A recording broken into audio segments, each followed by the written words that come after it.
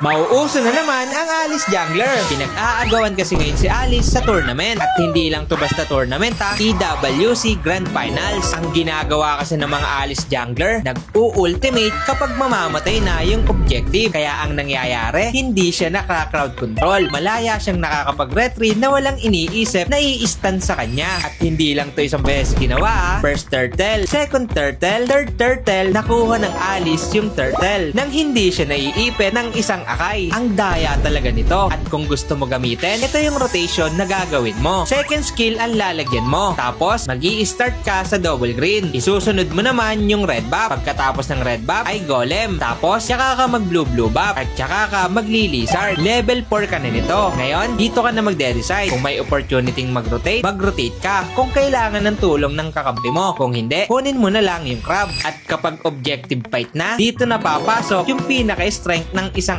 Alice na kapag mamamatay na yung objective, mag-u-ulti ka na. Tapos, sasabayan mo ng retry. Ang laki ng chance na malasit o mapunta sa'yo yung objective. At hindi lang pala CCM ang mabibigay sa'yo ng ulti ni Alice ha. Mababawasan mo rin ng 50% yung damage na ibibigay sa'yo ng kalaban. Kaya mas makunat ka. Kaya ang gagawin mo sa teamfight, uunahin mo yung mga alam mong malalambot. Tulad ng mga mage, marksman o assassin na kalaban. Pero tandaan mo, wag mo laging gagamitin yung trick kay Alice na first skill ultimate. Bakit? Kapag kasi ginawa mo to, mawawalan ka na ng panakas. Ang gumagawa lang kasi ng trick na to na first skill ultimate kay Alice ay yung mga XP lane. Kasi meron silang flicker kapag nagamit na yung ulti. Pero ikaw na jungler, sobrang iingatan mo yung ultimate mo. Halos magiging defensive lang yung paggamit mo. At yung item pala na gagamitin mo ay CD Boots, tapos Bloody Retribution, Molten Essence, Oracle, Brute Force, Wind Swings, at Winter Crown. At ang emblem naman na gagamitin mo ay Tank Emblem, Thrill, Season Hunter, at Impure Rage. At yun lang, pausuhin mo na tong Jungler Alice bago pa mo-autoban sa rank game. Mas maganda kung sasamahan mo pa ng Angela of Doreen para mas makunat talaga. At sana may natutunan kayo. Sana makatulong!